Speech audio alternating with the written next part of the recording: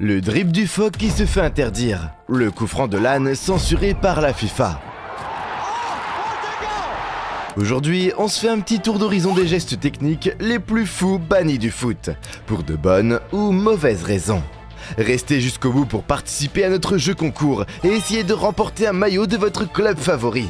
Alors, vous avez déjà vu des joueurs faire ce genre de truc de dingue avec le ballon pendant l'échauffement, non ? Genre, ils jonglent, ils font des tours du monde, et parfois ils finissent par un neck stall. Vous savez, quand le ballon repose tranquillement sur le cou du joueur, comme si c'était son nouvel ami inséparable. Ça a l'air cool, hein ? Mais imaginez un peu la scène en plein match. Oui, je sais, ça serait épique, sauf que c'est interdit. Et pour cause, imaginez un adversaire qui débarque à toute vitesse, essayant de récupérer le ballon.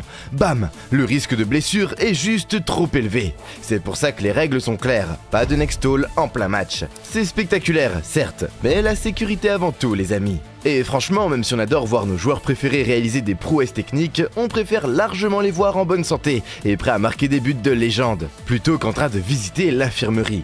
Donc la prochaine fois que vous voyez un joueur faire un neck stall pendant l'échauffement, profitez du spectacle. Mais souvenez-vous bien que si vous voyez ça en match, c'est que quelque chose ne tourne pas rond.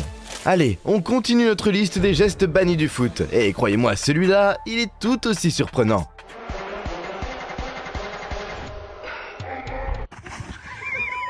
Il s'appelle le Rainbow Flick, ou l'arc-en-ciel. Un geste tellement spectaculaire qu'il laisse les fans bouche bée et les défenseurs dans le vent. Mais attendez, pas si vite. Ce geste, aussi beau soit-il, a parfois été vu d'un mauvais œil par les arbitres. Prenez Neymar par exemple. Ce gars a un talent fou, capable de transformer un match de foot en spectacle en l'espace de quelques secondes. Mais voilà, son amour pour le spectacle lui a aussi valu quelques remontrances. Rappelez-vous de ce match de Ligue 1, PSG contre Strasbourg. Neymar, avec son habituelle audace, sort un Rainbow Flick des plus élégants. Le stade explose, les fans sont en délire, mais l'arbitre, lui, n'est pas de cet avis. Pour certains officiels, ce geste est perçu comme du show inutile, un peu trop provocateur. Et c'est là que le débat s'enflamme. Est-ce que le foot est juste un sport, ou est-ce aussi un spectacle ? Alors oui, Neymar a reçu son lot de critiques. Certains disent qu'il manque de respect à ses adversaires, d'autres applaudissent son audace. Mais au-delà de l'opinion de chacun, ce qui est fascinant, c'est que le Rainbow Flick n'est pas officiellement interdit. C'est un peu comme si on disait aux joueurs « vous pouvez le faire, mais à vos risques et périls ». Les répercussions, pour Neymar et d'autres joueurs créatifs, ça signifie marcher sur une ligne fine entre l'expression personnelle et le respect des non-dits du foot. Pour le match, ça ajoute une couche de tension et d'excitation. Et pour la compétition, eh bien ça nous rappelle que le foot est un mélange complexe de règles, de talent et de personnalité. En fin de compte, le Rainbow Flick controversé de Neymar et d'autres est un rappel que le foot est plus qu'un jeu. C'est une scène où le drame, l'art et le sport se rencontrent. Et franchement, qui n'aime pas un peu de drame et de spectacle ? Petite pause pour parler de notre jeu concours de la semaine. Pour participer, rien de plus simple. Abonnez-vous, activez la cloche, mettez un like et commentez le nom de votre club de foot favori. Le gagnant sera tiré au sort et remportera un maillot du club qu'il a choisi. Ah, Kerlon Mora Souza. Vous vous souvenez de ce gars qui faisait jongler le ballon sur sa tête en plein match comme si c'était la chose la plus normale du monde ? Eh bien en 2007, lors d'un match contre l'Atlético Monero, il a sorti ce fameux dribble du phoque. Imaginez le tableau, le mec court sur le terrain, le ballon collé à son front, défiant les lois de la gravité et de la décence footballistique apparemment. Les défenseurs adverses ne savaient pas s'ils devaient rire, pleurer ou simplement le plaquer au sol. Finalement, l'un d'eux a opté pour la troisième option, provoquant une réaction en chaîne assez chaotique sur le terrain.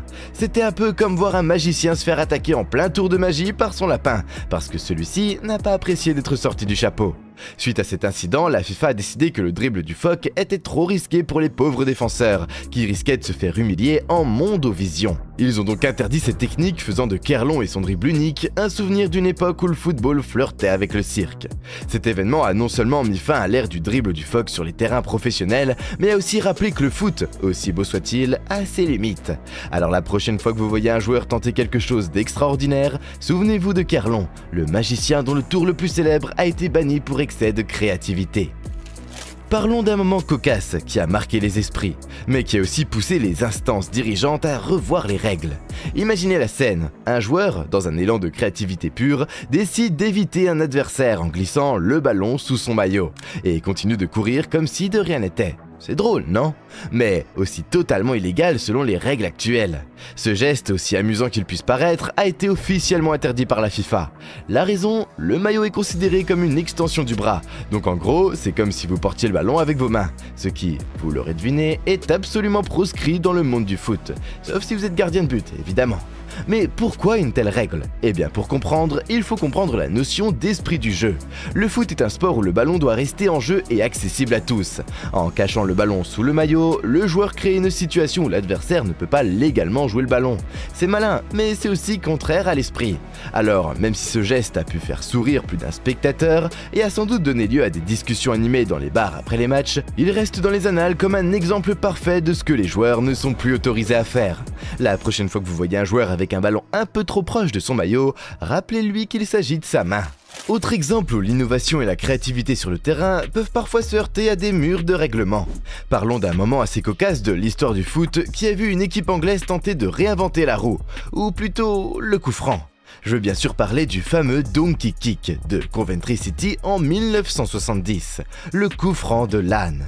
Imaginez la scène, vous êtes au stade, l'ambiance est électrique, et soudain, vous voyez un joueur se préparer à tirer un coup franc d'une manière que vous n'avez jamais vue auparavant.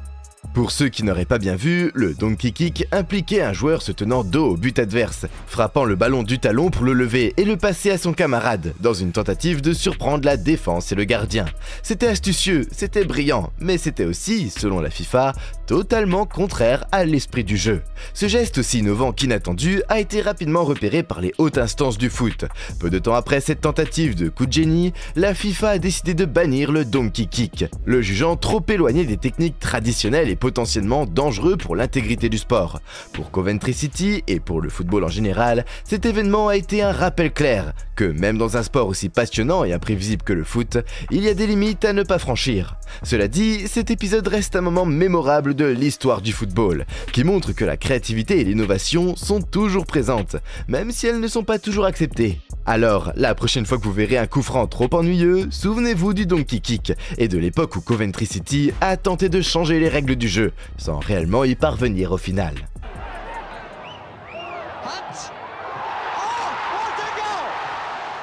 Parlons maintenant de la passe de la tête au gardien. Oui, vous avez bien entendu, ce geste est généralement autorisé, sauf lorsque des joueurs, dans un élan de malice, s'en sont servis pour contourner l'interdiction de passer le ballon au gardien pour que celui-ci s'en saisisse avec les mains. Au lieu de dégager le ballon ou de le passer à un coéquipier, le joueur choisit de faire une tête en direction de son propre gardien pour éviter l'adversaire. Astucieux, non ? Mais comme dans toute bonne histoire, il y a un mais. La FIFA, gardienne des lois du jeu, n'a pas tardé à réagir. Elle a rapidement clarifié les choses, affirmant que cette pratique violait l'esprit de la passe en retrait de la tête. Du coup, la règle a été changée pour que si la passe de la tête se fait quand le ballon arrive en l'air, c'est bon. Et si elle se fait quand le ballon est au sol, c'est pas bon.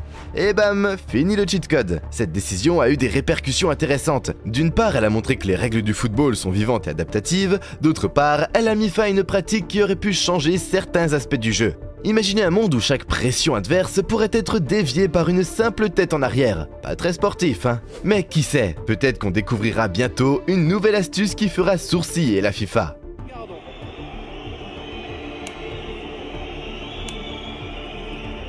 Vous vous souvenez de cette fois où un joueur a décidé de transformer le terrain de foot en cour de récré? Oui, je parle bien de cette technique où le joueur, au lieu de dribbler normalement, prend le ballon entre ses genoux et commence à courir comme s'il était en plein jeu de marelle. On aurait dit un kangourou en plein match. C'était lors d'un match qui a eu lieu il y a quelques années, mais l'image reste depuis gravée dans les mémoires des fans. Techniquement, c'est comme si le joueur portait le ballon avec ses mains, selon les règles de la FIFA. Autant vous dire que les arbitres n'ont pas mis longtemps pour siffler et rappeler tout le monde à l'ordre.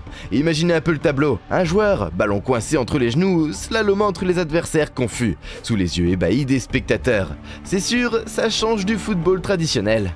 Cette technique, aussi amusante qu'elle puisse paraître, va à l'encontre des principes même du sport, de ce fameux esprit dont on a déjà parlé.